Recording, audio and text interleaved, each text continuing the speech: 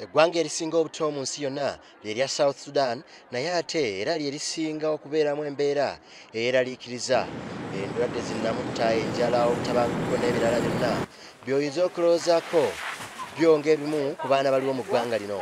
Abantu abasoba mu mitwalo 10 be badduse mu maka gaabwe mu bitundu eby'ekyalo ekimanyiddwa nga elya. Bo abalala abasoba mu kakadde akalamba badduka dda ku byalo byabwe nga bonna bekukunika mu nkambi okusobola okufuna obukuumi bw'abaserikale ba gavumenti ne UN.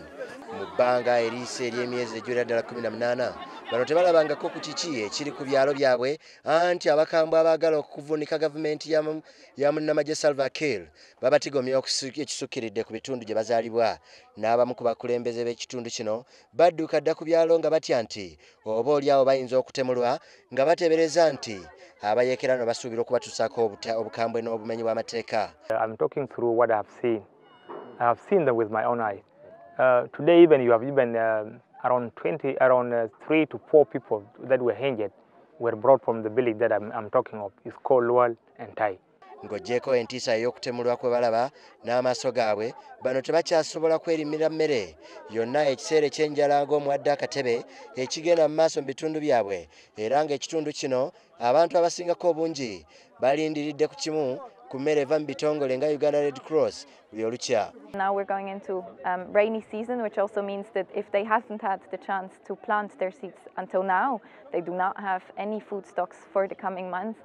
So we're going towards a very, very difficult period for the people here in South Sudan, coupled with an economic instability, which is certainly not going to help the country and the people. The life for the people who are now in the bush is very difficult. They have nothing to eat at all. So up to the end of this month, people will die from starvation if there's no any assistance. Ekitongole kya Red Cross kirudde nga kitaasa abantu bano enjala nga kibagabira emmere, ensigo, obuyambi obw'enjawulo okuyamba okukyusa ku mbeera yaabwe. Era Red Cross erudde ng'ekima abantu abalumiziddwa mu ddwaniro okusobola okubawa obujjanjabi okuva mu mbeera embi. Mu kiseera kino Red Cross ekuba omulanga okusobola okutwala omulimu guno mu maaso nga yeetaaga ensimbi eziwera ddala obukadde 25 obwa ddoola z'eggwanga lya Amerika. Muno mulimu okugabira abantu emmere, okujjanjaba n'abaana, abakyala, mpozzi n'okutaasa abafunye ebisago mu ddwaniro.